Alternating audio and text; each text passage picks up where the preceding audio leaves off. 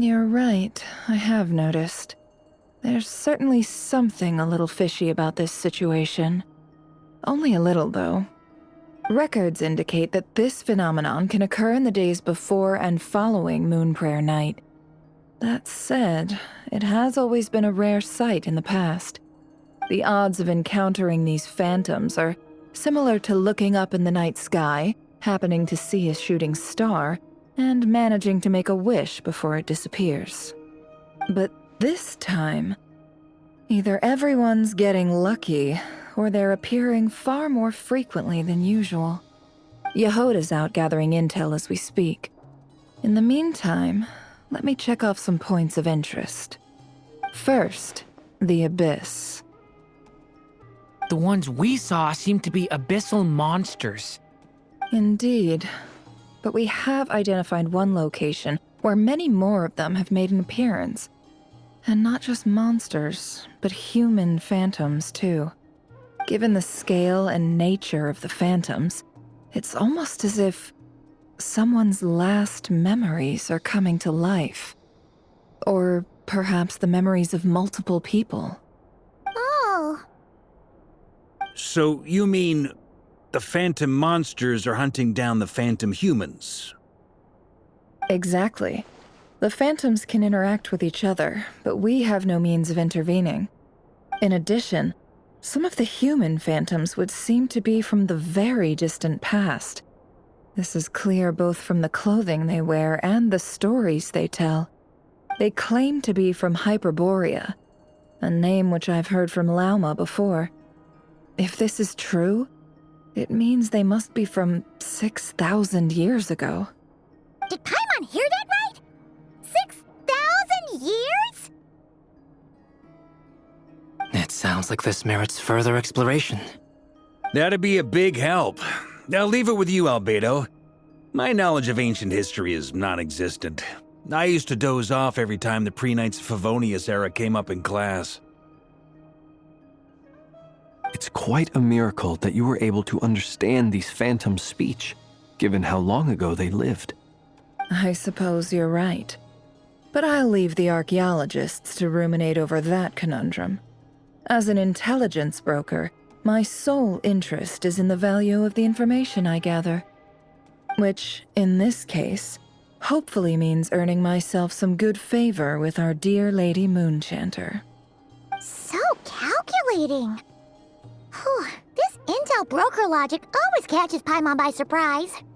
Sounds to me like we could split the work up. I think the abyssal phenomenon is best left to Albedo, Flint's, and me. Agreed. It coincides with my duty as a lightkeeper. For my part, I'd like to understand the abyss better. Even a little knowledge would go a long way. This is certainly a rare opportunity to study the abyss. But even rarer, perhaps, is the chance to make contact with the ancients. The Curatorium will take the lead on investigating the Hyperboreans. We put in the work to learn what we know so far. It seems only fair that we get some quantity of exclusive intel. That just leaves our trusty team of 2 unassigned.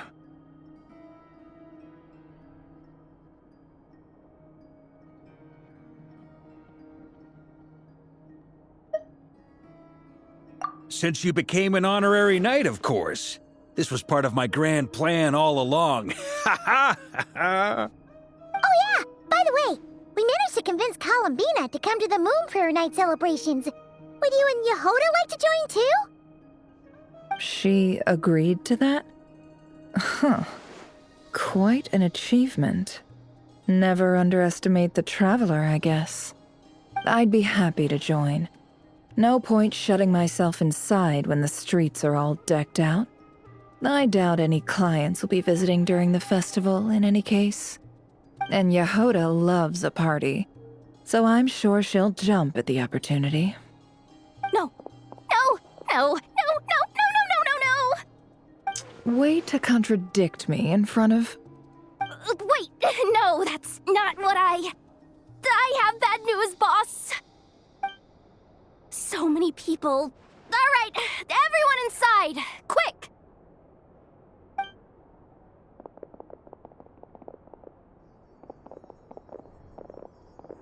This is gonna sound crazy, but hear me out. I saw one of those phantoms at Star Sand Shoal, and it was some sort of flying ship. Like a spaceship? That's gotta be the one you came to Tibet in. You said you saw the same thing through the moon marrow, right? Huh? You already know about it? Ugh, I thought I was gonna blow people's minds. Turns out I'm the last to find out. Wait, back up. You came here in a spaceship? Now my mind is blown! What's it like on the inside? Was it like flying through space? I want to know everything! Yep, exactly. Huge discovery. You're the best. Second best intel broker in the world. After your boss, of course. Wow. Really? Well, I don't know if I'm all that, but...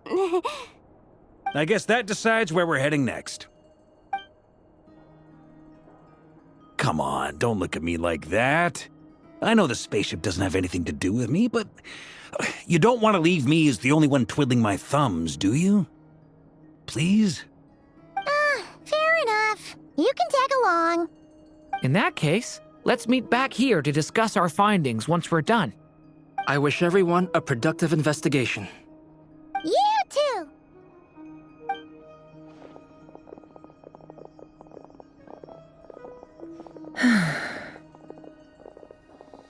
What's up, boss? Aren't we gonna head out? Tell me, Yehoda, when did the curatorium start giving out intel for free? Oh, sorry, boss.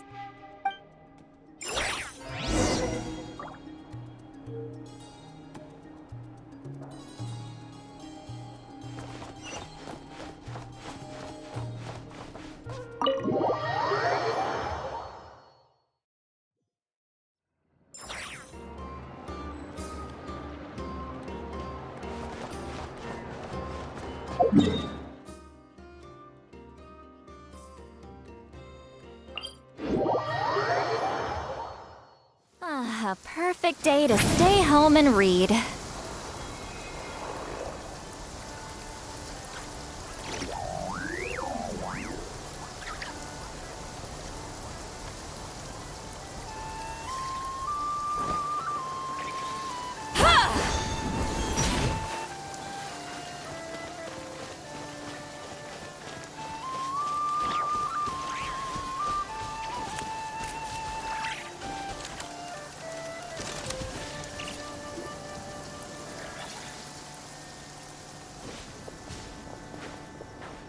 Wow, what do you know? Yehoda was right on the money. This phantom really is your spaceship. But that's so weird. Why would it show up here? Is it some kind of projection? Or a ghost?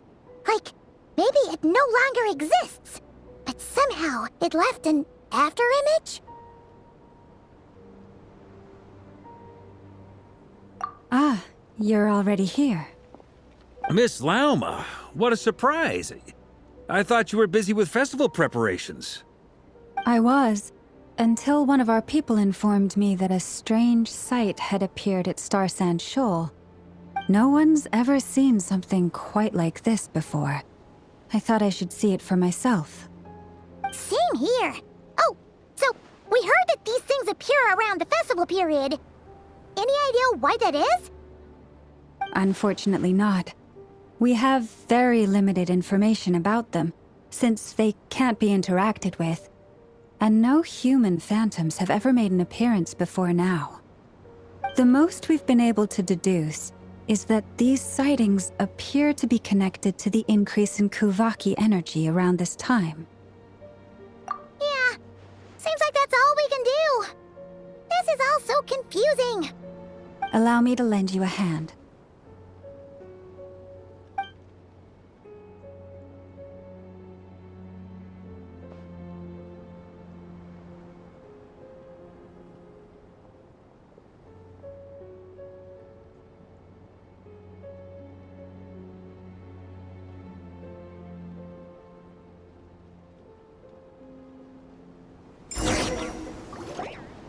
Everyone, our friend here should be able to provide us with some information.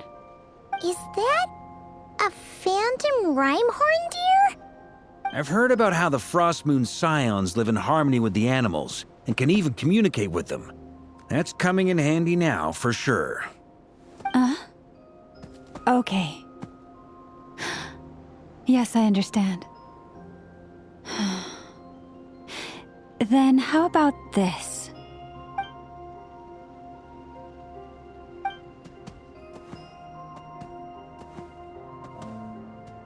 Oh, it's leaving.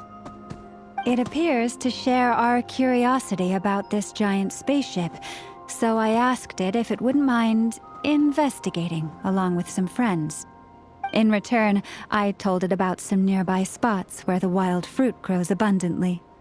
We may live in a different era from these phantoms, but I trust that the terrain, climate, and ecology here are more resistant to the effects of time than some things are. Let's give them a moment and hope for the best.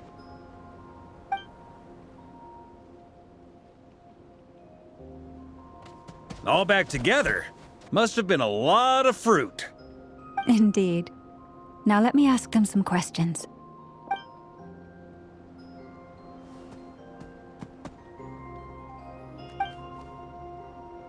It did find a lot of wild fruit, enough for them to feast for a long while.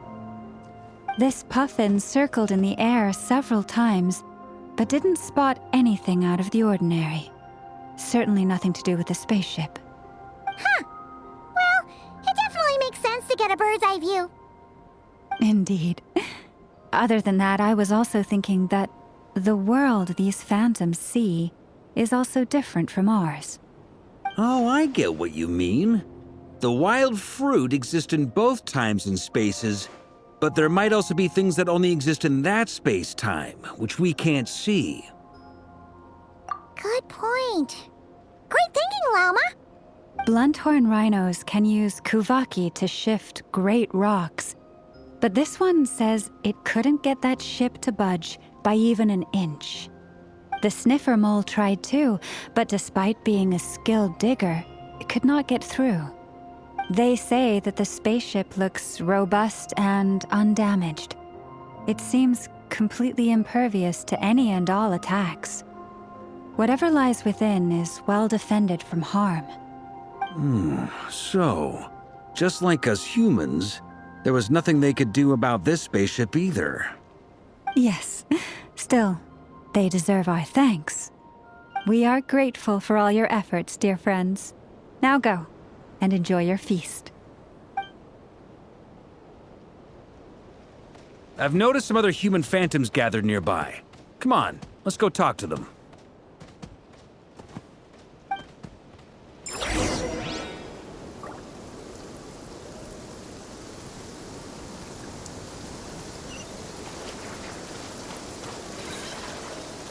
Ah, a perfect day to stay home and read.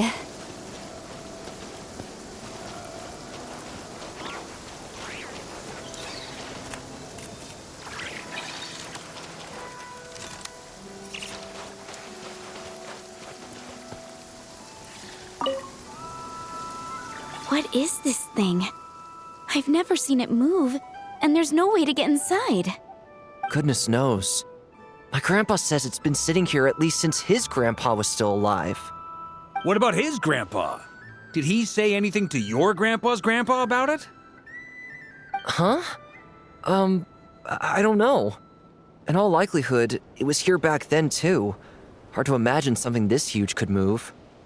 Guess that means that as far as they're concerned, this ship's been around a long time.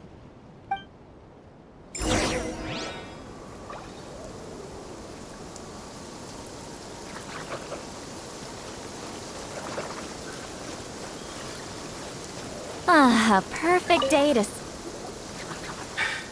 Come on, brothers. If we can get even a small chunk off of this thing, it's gotta be worth a fortune. Today is the day we strike it rich. Huh? You mean Paimon? Yes, brother, I shall join you. Let's make our fortune. We should go with them. What the? This thing is crazy tough. I can't even scratch it.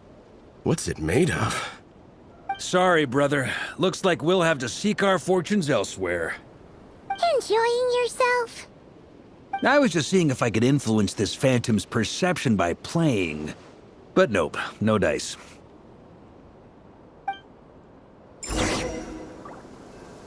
I'm sure we're all starting to build up an idea of what's going on here now that we've spoken to some of the people.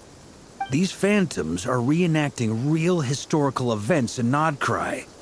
It's almost like we're in some kind of interactive stage play. We can talk to the actors, but the plot is fixed, and we can't influence it. It makes sense. History is set in stone. The objective facts of the past cannot be changed. Paimon totally thought you were just goofing around earlier. But actually, you were doing some serious investigating. Of course I was. Anyway, at this point, I think we're forced to conclude that although the Phantom spaceship is right there in front of us, we aren't going to learn much about it from these people.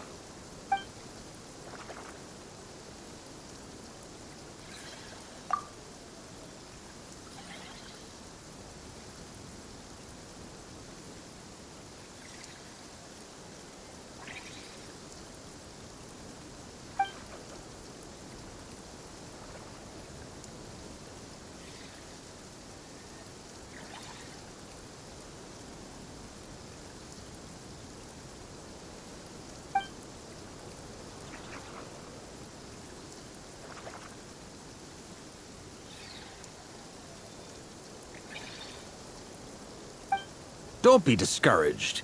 If nothing else, this is proof of the ship's existence. And think about it.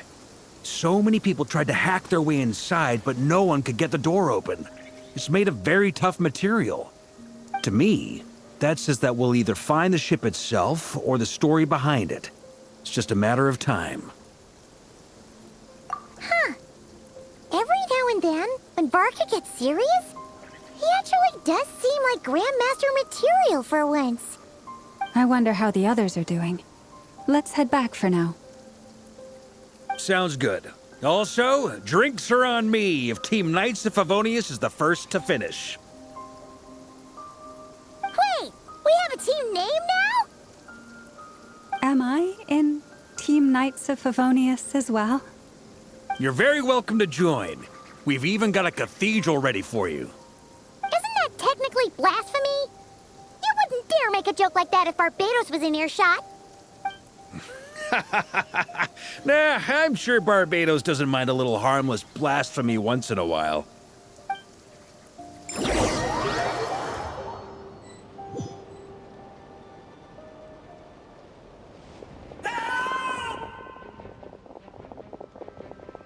Oh, no! Get away! Oh.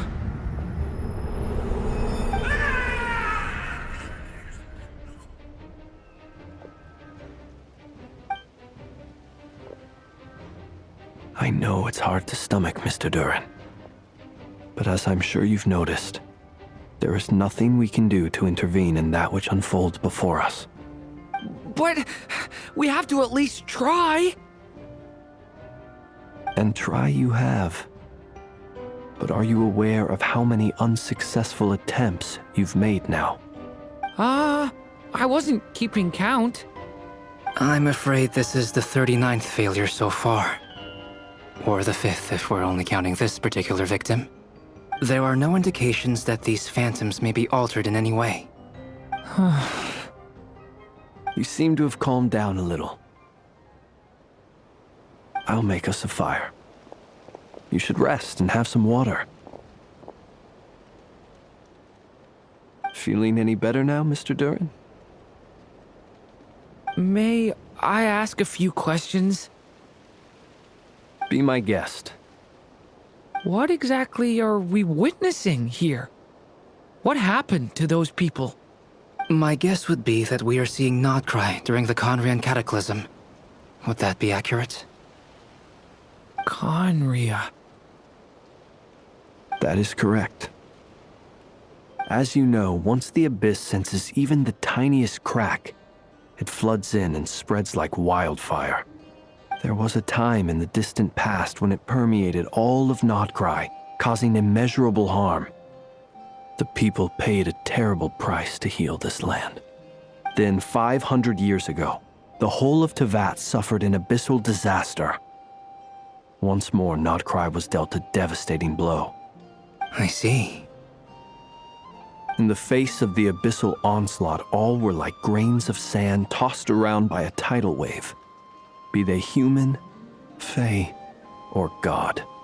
The moment you witnessed is but one drop in a whole ocean of catastrophe. All right. I guess that answers my second question, too. I wanted to know why there's nothing I could do to help them, and that's because what we are seeing is history. That would be my guess as well. As I understand it, history and fate are not all that dissimilar. The latter may be unseen to us, but both are immutable. Yes. Fate was determined long, long ago. I still have a couple of other questions for you, Mr. Flint's. You mentioned more than one abyssal disaster that has struck this land in the past. How can you be sure that what we're seeing is from the Conrian incident? And also, how are you able to stay so calm when you're talking about these events? From everything I know about you, you're not cold or ruthless, and you're not indifferent to the suffering of others. Alas, I am forced to show my age. I must be 600 or 700 years old by human measure. Wait, so you... One is not easily moved by history when one has witnessed the truth firsthand. I'm sorry. You needn't apologize. Your passion is a good thing to have. Treasure it, because someday you may find it in terribly short supply. Now, at the risk of offending you, I have a question in return. Your curiosity toward the abyss, is it born from hatred or because you sense its call? I only ask because I kept a fragment of Rarir's body in my lantern for a short time. Specifically, his heart. So I know what a burden it can be to carry the abyss with you. And I hear its power growling from somewhere within you. In my eyes, your mere existence is a miracle. My honest answer is... I don't know. I don't think I have the confidence to say for certain. What I will say is the abyss is not the only issue that haunts me. Even before I became who I am today, the question dogged me constantly. Should I even exist at all? My doubts remain unresolved. But when we fought Rarir, something became a little clearer to me. Sometimes it is the darkness within us that allows us to achieve the impossible. I certainly got the sense from your 39 attempts that you were trying to achieve the impossible. It sounds like you've resolved to see the truth for yourself. Absolutely. In that sense, he and I are quite similar. Then I wish you every success. I look forward to the day of your transcension. Well, if everyone's caught their breath, I suppose we should head back. Oh, and one last thing. I'd appreciate if you kept our discussion about history a secret.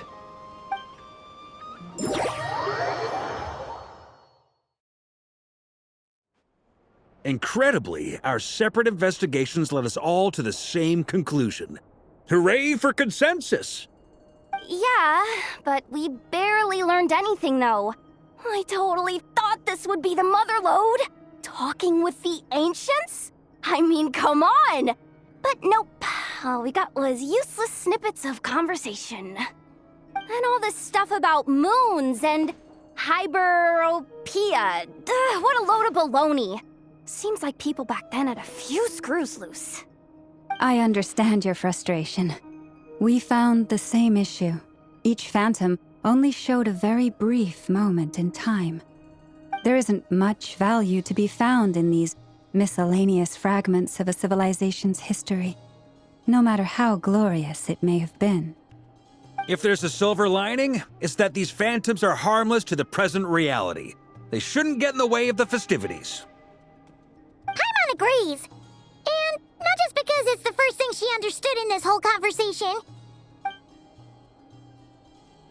You look disappointed, Nefer. Is something the matter? What do you think? We all worked our tails off, but the only one to gain anything from it was you, Lady Moonjanter. Well, please do share the Hyperborean records with me. I will gladly inscribe them in our people's documents. Oh, duh! Yeah! That was it! Hyperborea! Hyperborea. I'm serious. Only an expert in the Frostmoon Scions and their history can turn these records into valuable research material. The alternative is to let them gather dust on the Curatorium's storage shelves until the pages turn yellow. Nefer, you're wise enough to know that cooperating and sharing the profits is the best course of action here. Well, that goes without saying. Sure, let's do that. Huh? But didn't you say we aren't supposed to give out intel for free? Sorry. Shutting up. Now is not a good time to push Nefer's buttons. Anyway, back to Moon Prayer Night. I'm thinking that we should prepare something a little special, aside from the usual decorations and so on. You mean a parting gift? Can't go wrong with food. Although, does food go bad on the moon? Perhaps a lantern would be a better choice. It might be dark up there. It could prove difficult to light a lantern on the moon. Magical stones might serve that purpose better. What about a clockwork mecha model from Fontaine? I've got a whole bunch at home. I use them for fighting practice in my free time. None of these sound like things she would be even remotely interested in. But we don't interact with her enough to know what she likes. Yeah. It would really save us the guesswork if someone could find out what she's into. Wait, what the? Traveler?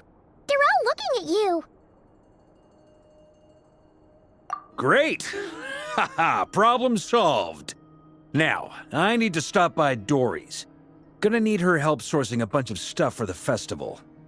Then let's leave it there for now. We all have our own business to attend to.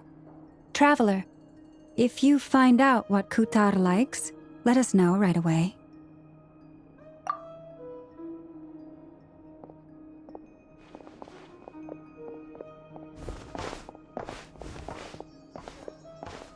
Is something the matter?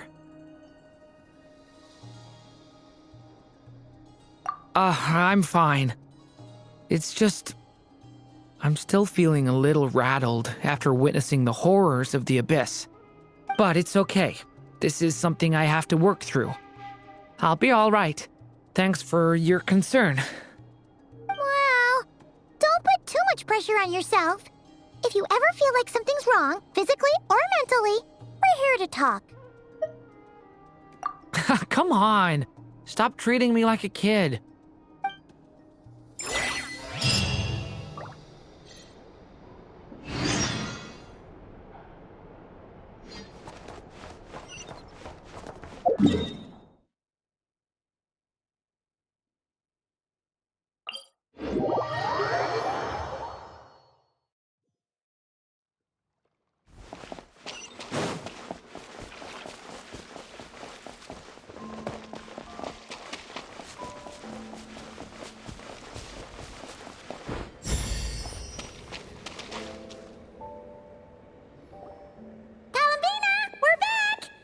Huh? She's not here.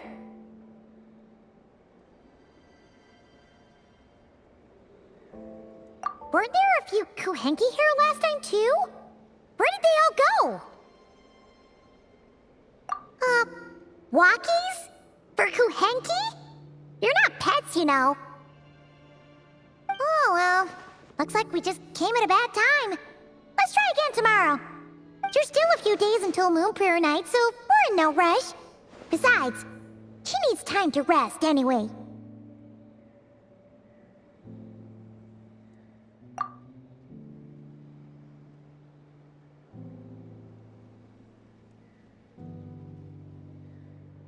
Kalamina! Are you back yet? Oh, how strange. Looks like she still isn't here. Right? It's not like her to spend so much time outside, especially since she's worried about attracting unwanted attention. What about Luonatar? Luonatar, you there? Hey! Do you know where Kalambina went? Sorry, didn't understand. But if you know where she is, could you take us to her?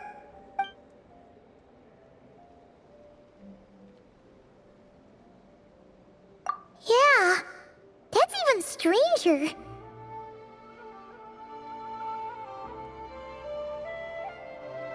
What about him? Oh, that's not good news. They change color when Kalambina gets weaker, right? And they look super pale right now. Good idea. She might know what's happening.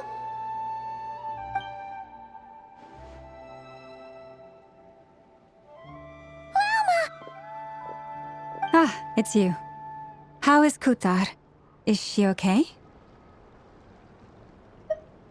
No, she hasn't. I came here to check on her after I noticed the flowers had changed color. Based on past precedent, she must be very weak right now. Even getting up to walk would be a struggle. It seems unlikely that she wandered off outside. Not to mention that she doesn't do that at the best of times either. So yeah, this is super weird.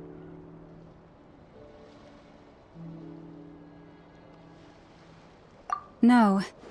Very few people are in the know about Kutar's whereabouts. And if anyone suspicious had visited, they'd have left some sort of evidence. Come on, let's go to Nasha Town. If anyone has seen her, someone there will know about it. It's not Kry's information hub after all.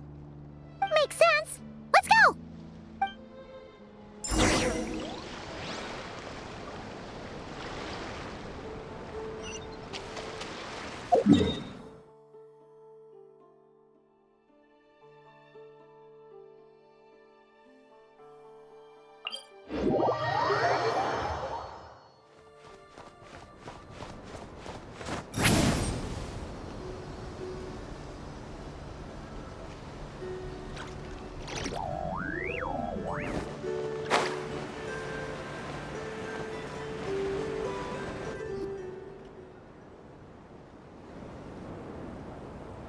Wait a moment. Is it just Paimon, or is this stall kinda suspicious? It's never been here before, right? No, I don't recognize it. Alas, your free and easy adventure time is over. Now, prepare to face the final boss of Nod Cry. Whoa! Where'd that voice come from? Not sure, but it's definitely hostile. No, no, no, not that way. The final boss is right here. The sniffer mole? That's the final boss? Surely not. Also,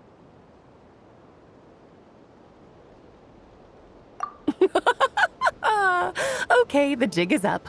I'll stop teasing you. Turn around. I'm right behind you. It seems I've managed to leave quite an indelible impression, even though you've never seen my face. Ah, nothing could make a great maid more pleased with herself.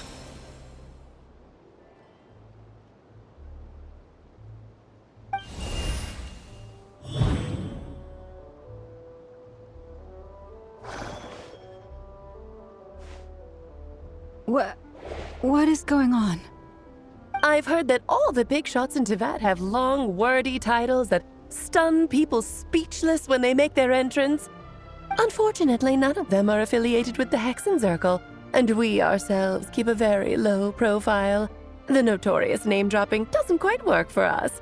Still, I, for one, think I'm really quite amazing. So that didn't stop me from coming up with a title anyway. Alice? It's really you this time? Not a lantern or a Dodoko, but Alice in the flesh? Oh, that's right. So, what do you think? How does it feel to finally meet me? You look like... Oh, that's the first thing you thought. A little surprising, but that actually makes me very happy. Because that means that when Klee grows up, she'll be just as stunningly beautiful as her mother. So she's a friend of yours? Kind of. This is actually the first time we've seen her in person. I see. Madam Mage, that was, quite a powerful entrance. I certainly won't be forgetting it anytime soon. It's okay, Lauma, don't force it. Paimon will do the honors. This is Alice from the Hexen Circle. She's a friend of ours. And of Arcus, too. That's right. She's a good person, just kinda unpredictable. Well, what is the human heart if not unpredictable? Hmm?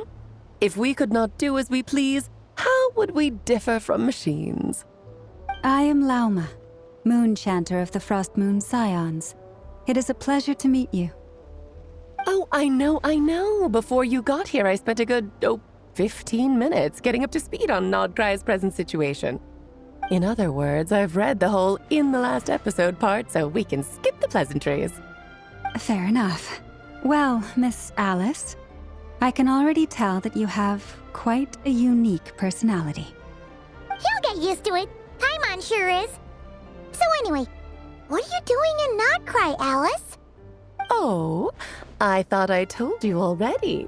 This time, I'm the final boss. And what a formidable foe I shall be. Powerful, confident, decisive, and good luck finding my weak spot. You will never succeed.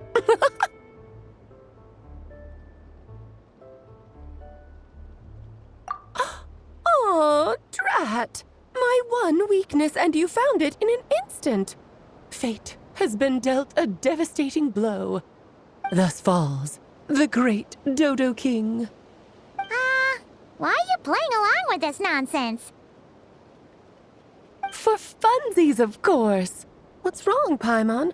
Are you disappointed in me? Am I a gigantic letdown? No, it's just that you seem like a busy lady. And this is the one time you've shown up in person. Paimon figured it would be for something more high stakes than just goofing around. You're quite right. I'm here in Nodcry because something big happened. Something big enough it caught the attention of the Hexen Circle. It concerns the 3 moons, Tevat's borders, and of course, the moon goddess you are currently searching for. Kind of. Why don't we discuss this over a pot of tea? My main reason for coming on this trip to Tevat was, of course, to have some fun. But I do technically have a job to do as well, namely, maintaining the stability of Tevat's borders.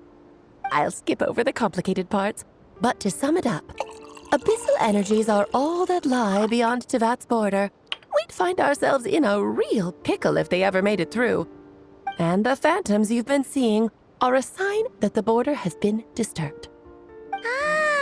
No wonder they tend to show up around Moon Prayer Night. Is it because the real moon is now so close to us that its power can cross the border? In part, but only a negligible amount passes through. Just enough to influence the verdant crests and so on. And as you've noticed, there has been an unprecedented number of phantoms appearing this year. The influence of the moon beyond the border cannot explain this. No, there is another far greater factor at play. The trilunar syzygy. A trilunar syzygy. Eons ago, before the heavenly principles came to Devat, it was the then 3 moon goddesses who controlled the laws of this world.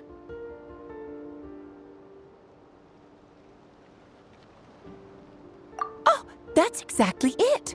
The 3 goddesses split these powers amongst themselves, promising never to consolidate them into one singular body. This was meant to keep the world stable. But, fast-forwarding to the present, the eternal moon's marrow is with you, while the iridescent moon's marrow, which should never have appeared in this world, has been retrieved. Add that to the presence of a moon goddess in the flesh and... the power of all 3 moons is gathered here in Notcry. There hasn't been an event like this since the War of Funerary Flame. And it's having a noticeable effect on Tevat's borders. Because I wish to give my darling daughter a peaceful, sunny environment to grow up in. Is that a good enough reason? Kinda sounds like you're dodging the question, but it does make sense. Well, that's one reason anyway, and the most important one. The others are a little complicated to explain. For instance, cleaning up after dearest Miss R. Albedo could tell you more about that if you're curious, but right now, I have a more important question to ask you. Why are you collecting the moon marrows?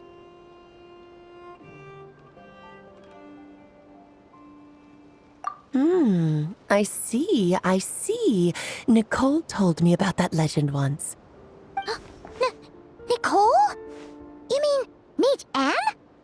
Oh, so you remember. Yes, of course. That was a story about fate, her area of expertise.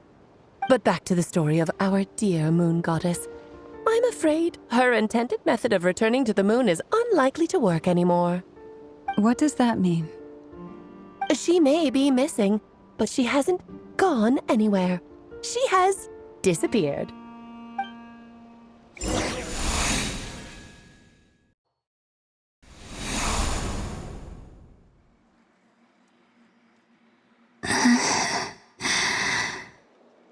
My body is so heavy. Wait, no. It's my mind that's heavy. My arms and legs are as light as a feather. What's happening to me? I feel drowsy, like I've been asleep for too long.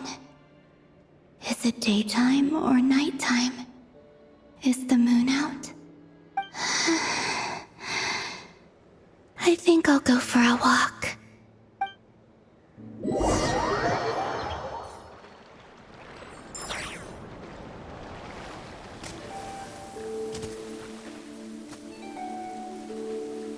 Are you out for a walk too?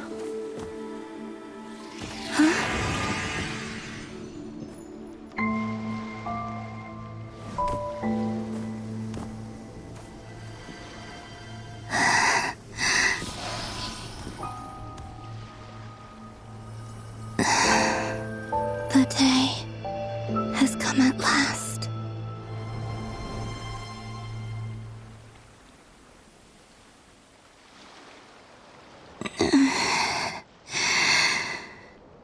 Have I grown so weak that I can't even sustain my physical form? But Moon Prayer Night is nearly here. I was so close to returning home. Death is near. Is this how it ends for me?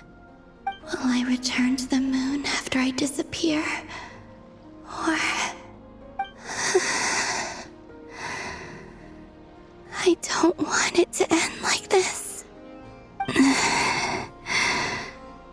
So far, at least, I still exist. Even if not physically, I can still feel. But as my power wanes, I'm sure that too will fade. I suppose I might take one final look at this world. The world where I was born.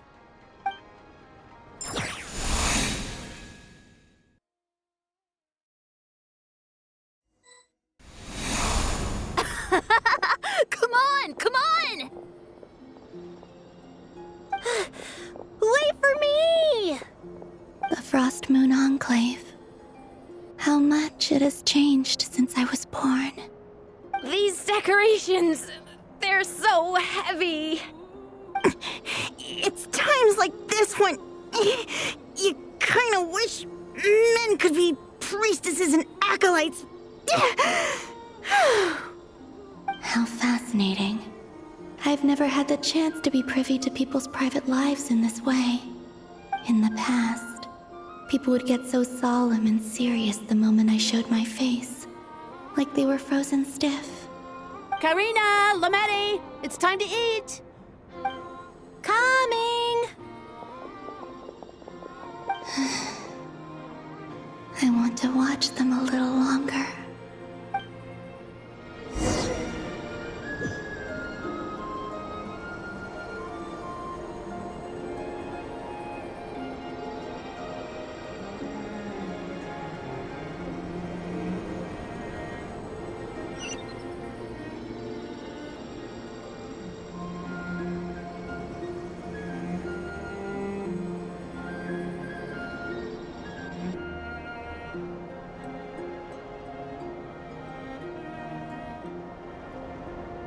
I'm sure you're both tired from playing all day. Come on, eat up. A plain, humble meal. That has always been the way of the Frost Moon Scions. Huh? How come Lametti got a midsummer berry dessert? Oh, I always get Lockaberry. I don't mind sharing. You can have a bite of mine if I get to have a bite of yours. They're sharing food? I've never shared food with anyone before. Even at the Harbinger tea parties, everyone just ate off their own plate. And when I couldn't finish my food offerings from the Frost Moon Scions, they'd leave the leftovers out under the moonlight for the animals to claim. Hey! That was 2 bites! Oh, then you can have another bite of mine. Oh, you too. Oh, don't fret now. Here, have some of Granny's too. So this is what it means to be family.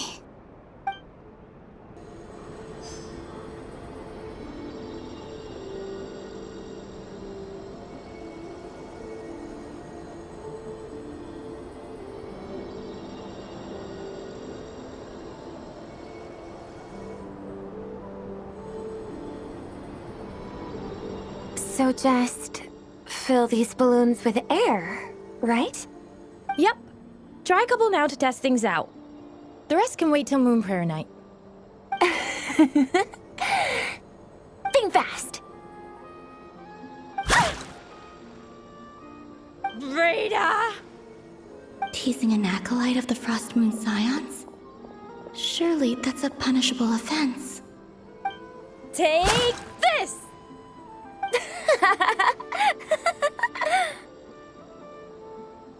Huh? All right, enough horsing around. Lady Lauma gave us a task. We should get back to it. The task is just to check that the balloons don't leak, right? Doesn't matter if we fill them with air or water. Yeah. Okay, you got me there. And you got me there. But still, we can't use all the balloons before the festival even starts. We won't use all of them. And as long as Lady Lauma's trusted acolyte doesn't snitch, this can stay as a little secret between friends. A couple more can't do any harm, right? Oh, you menace. Then, think fast! Is pumping a balloon full of water really so much fun?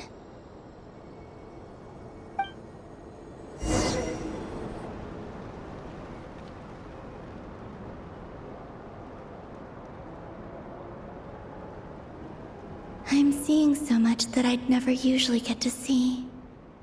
They'd never act like this when I was around. It's nice, being able to just watch people in peace in these final moments. What a rare opportunity. I think I'll go take a look around Nasha Town, too. Maybe the Traveler will be there.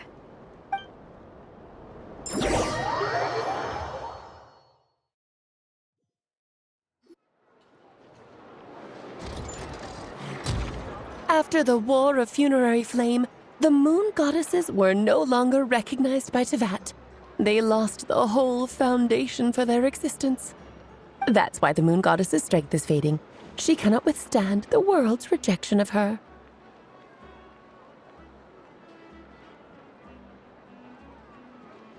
To be more pedantic about it, the Moon Goddesses did something to offend the heavenly principles, and that's why they were ousted. Something of a recurring theme in Tevat's history. Theoretically, speaking so candidly should put me in their crosshairs too, but they can't tell me what to do. I'll say whatever I want. Anywho, the Moon Marrow energies were but a drop in the bucket for her, and that battle against the Ray Hair of Solnari only weakened her further. Fortunately, it happened close enough to Moon Prayer Night when the Kuvaki concentration here is high. That's the only reason she managed to survive this long. What do you mean, fortunately? You said she disappeared. We're too late. Oh, what a headache. I thought this was all common knowledge. I guess I have some more explaining to do. Okay, buckle up. It's time for another lecture.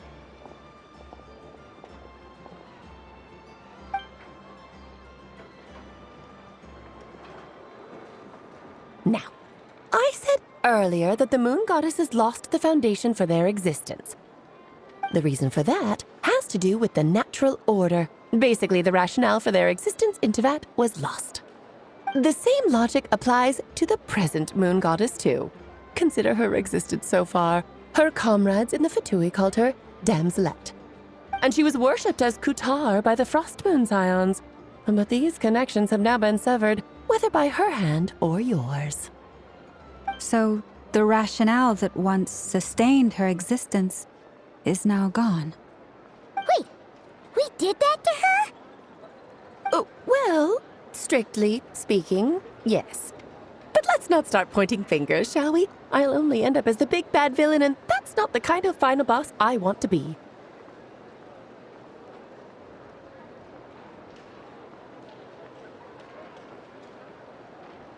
Of course I do. I'm only the greatest mage in the whole entire world.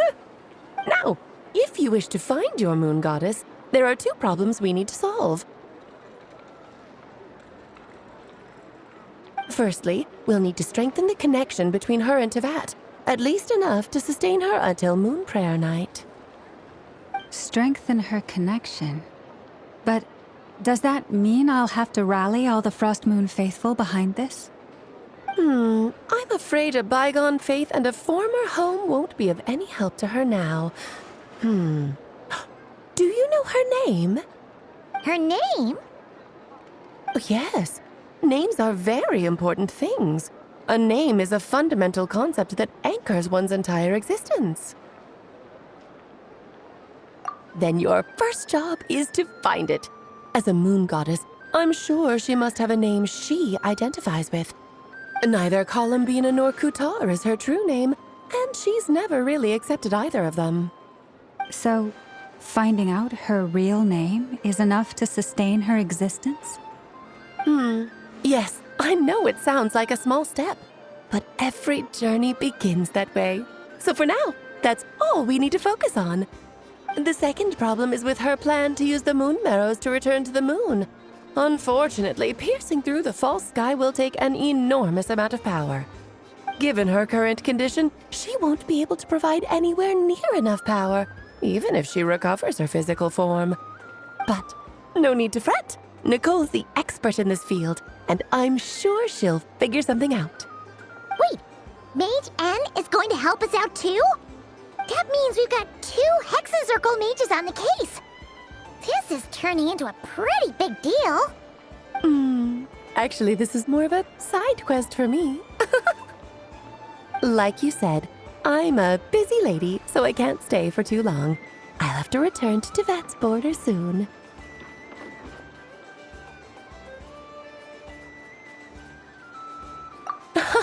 That's the upside you get for looking out for my little Klee.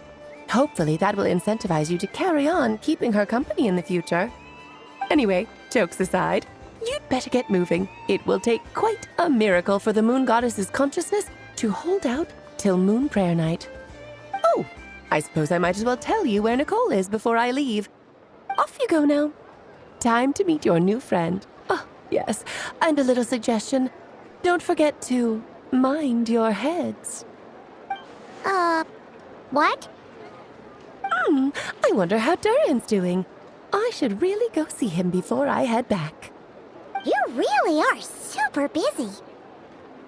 I most certainly am. There's so many children I have to keep tabs on just in Mondstadt. Durin, Albedo, Venti, Varka.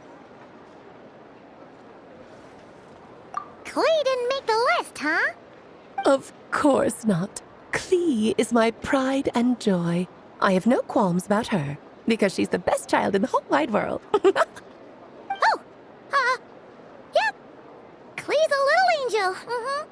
I'm glad you agree. Well, all the best. See you when I see you.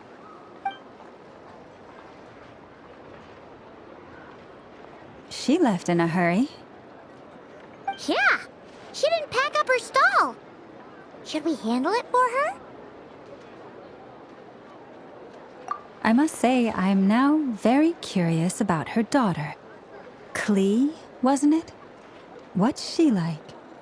That's a long story. Come on, we'll fill you in as we go.